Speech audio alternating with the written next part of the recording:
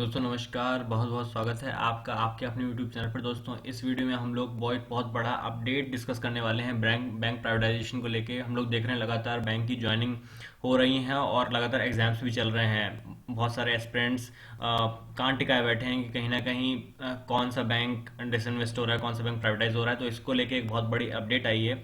जैसा कि दोस्तों हम लोगों ने देखा था 1 फरवरी 2021 बजट जब प्रेजेंट कर रही थी फाइनेंस मिनिस्टर हमारे देश की फॉर फाइनेंशियल ईयर 2021-22। ठीक है, तो उन्होंने कहा था कि government has approved policy of strategic disinvestment of PS public sector enterprises. ठीक है, इसमें उन्होंने नॉन स्ट्रेटेजिक एंड स्ट्रेटेजिक वो सेक्टर्स के लिए पॉलिसी बनाई थी कि हम डिसइन्वेस्ट करेंगे। ठीक है, आत्मनिर्भर भारत पैकेज में भी इन्होंने कहा था कि स्ट्रेटेजिक डिसइन्वेस्टमेंट होगा पब्लिक सेक्टर एंटरप्राइजेस का, जिसमें बैंक भी आते हैं।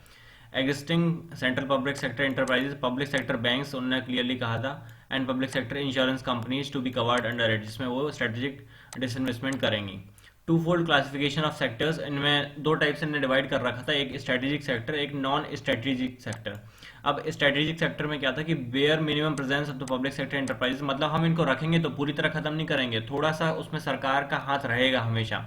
Public sector enterprises and remaining to be privatize, कुछ ना कुछ इनका सब्सटेंशियल पोर्शन रहेगा गवर्नमेंट के हाथ में, और बाकी को या तो प्राइवेटाइज करेंगे या उनको मर्ज कर देंगे या उनको सब्सिडरी बना देंगे दूसरे सीपीएससी के अंडर, या फिर हम उनको बंद कर देंगे सीधा। ये स्ट्रेटेजिक सेक्टर है। ठीक है, और स्ट्रेटेजिक सेक्टर में इन्होंने बताया था कि एटॉमिक एनर्जी आता है, स्पेस आता है, ट्रांसपोर्ट टेलीकम्युनिकेशन आता है, पावर पेट्रोलियम कोल आता है, और सबसे बड़ी बात banking insurance and financial services आता है। ठीक है, और नॉन स्ट्रेटेजिक में जो भी आता है उसको हम प्राइवेटाइज कर देंगे या फिर बंद कर देंगे, इसको कोई रहम कुछ नहीं है। ठीक है, तो ये अनाउंसमेंट हुई थी बजट अनाउंस करते टाइम हमारी फाइनेंस मिनिस्टर जी ने किया था कि 1,75,000 करोड़ एस्टिमेट कर रिसीव्ड फ्रॉम डिसइन्वेस्टमेंट में चाहिए सरकार को। ठीक है, इसमें भारत पेट्रोलियम था, एयर इंडिया था, ये सब था। अभी अभी चल रहा था, ऑन गोइंग था, आईपीओ लॉन्च करना था। New policy for strategic disinvestment approved, ये अप्रूव किया था, इसीलिए अब थोड़ा सा लेना चालू किया था।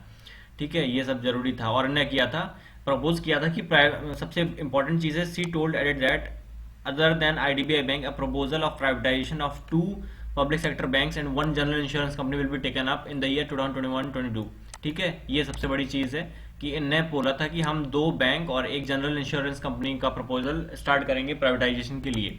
तो अब उसमें क्या डेवलपमेंट हुआ, जब ये आया तब तो ठीक है, बहुत बहुत मतलब गुस्सा था लोगों के बीच में, क्यों आया करके। फिर उसके बाद जब नीति आयोग को ये काम दिया गया कि आपको दो बैंक और एक जनरल इंश्योरेंस कंपनी का नाम रिकमेंड करना है, ताकि वो डिसइन्वेस्ट हो सके, प्राइवेटाइज हो सके, जो भी हो सके उसका आगे का। तो फिर जब न्यूज़ आनी शुरू हुई तो आगे न्यूज़ आनी शुरू हुई कि जो दो पोटेंशियल कैंडिडेट नीति आयोग की तरफ से दिए गए वो हैं central bank of India, Indian overseas bank, could be two state run banks to be privatized. देख सकते हैं आप, इकोनॉमिक टाइम्स का आर्टिकल था। तो इसमें ने बताया था कि central code privatise central bank of India and Indian overseas bank. हालांकि ये कोई ऑफिशियल इन्फॉर्मेशन नहीं थी। आप लोग सबसे ज़्यादा ऑफिशियल इन्फॉर्मेशन ना होने की वजह से बच्चे काफ़ी परेशान होते हैं, मैंने देखा कैंडिडेट्स बहुत परेशान रहते हैं, ये प्राइवेटाइज हो जाएगा, वो प्राइवेटाइज हो जाएगा। After the names of two state run banks were shortlisted by the government think tank, NITI Aayog ने दोनों बैंक का नाम शॉर्टलिस्ट किया था अकॉर्डिंग टू द रिपोर्ट। ठीक है, अकॉर्डिंग टू द रिपोर्ट, ये सबसे बड़ी बात है। जब तक गवर्नमेंट कोई ऑफिशियल कंफर्मेशन नहीं देती है, we can not rely on these reports.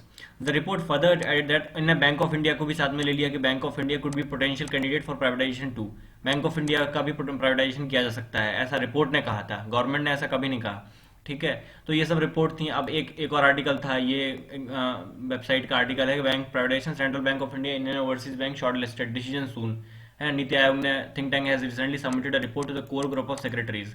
अब दो बैंक होना है ये तो क्लियर बात थी, और एक जनरल इंश्योरेंस होना था ये भी क्लियर बात थी। लेकिन अब जो अपडेट आई है, लेटेस्ट अपडेट, उसमें कहा क्योंकि इनको सीतारमन जी को अमेंडमेंट्स भी होने थे पहले तो बैंकिंग रेगुलेशन एक्ट में, बैंकिंग लॉ एक्ट में, इनमें जब अमेंडमेंट होता उसी के बाद प्राइवेटाइजेशन की राह साफ हो पाती। लेकिन अभी क्या न्यूज़ आई है, लेटेस्ट न्यूज़ जो आई है उसके according government defers the sale of two PSU bank to the next year. इस साल किसी तरह का कोई प्राइवेटाइजेशन डिसइन्वेस्टमेंट मर्जर बैंक का नहीं होगा। टू दो पब्लिक सेक्टर बैंक जो होने वाले थे वो नहीं होंगे। इसमें लिखा है the finance ministry hasn't finalized modalities, जो प्रोसेस थी वो कंप्लीट नहीं हो पाई है to seek approval from law makers, है ना, which leaves little time for the process to be complete this year. इस साल ये प्रोसेस कंप्लीट होने के लगभग ना के बराबर चांस है, पॉसिबल नहीं है।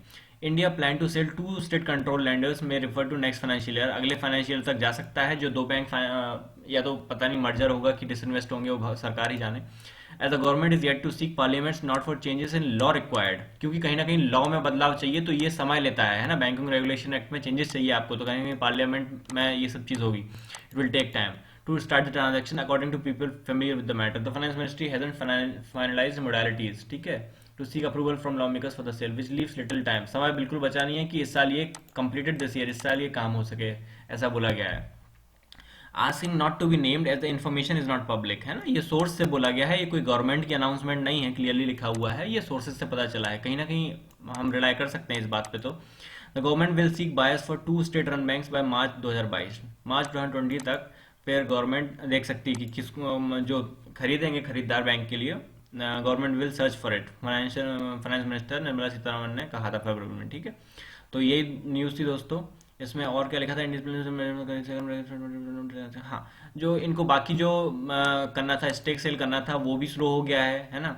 और the administration could still go ahead with other assets, बाकी चीज़ों के लिए जाते हो सकता है करते रहे सरकार, लेकिन as of now the this sale of government defers sale of two PSU stands deferred. इस साल कुछ भी नहीं होगा। तो जो बैंक ऑफ इंडिया वाले लोग परेशान हो रहे हैं या फिर जो दूसरे बैंक्स वाले लोग परेशान हो रहे हैं, मेरा तो उनको यही सजेशन है कि don't bother about these rumours and all, just believe that जब गवर्नमेंट ऑफिशियली आपको अनाउंस करेगी तभी उस बात पे भरोसा करें। ये सब न्यूज़ पे बिल्कुल भरोसा नहीं करना है। अपनी लाइफ बढ़िया से जिए, और कोई और एग्जाम की तैयारी कर रहे हैं वो भी आप कर सकते हैं, आपकी मर्जी है। नहीं कर रहे हैं तो आपको एक्सपीरियंस हो जाएगा, हो सकता है आगे काम आए, ठीक है। तो जो भी है इन सब न्यूज़ में नहीं आना है। जब तक गवर्नमेंट ऑफिशियली कोई अनाउंसमेंट नहीं देती है तब तक बिल्कुल भी परेशान मत होइए। कोई भी न्यूज़ इस साल आने नहीं वाली है अब डिसइन्वेस्टमेंट को लेके, लगभग ना के बराबर चांसेस हैं, ठीक है।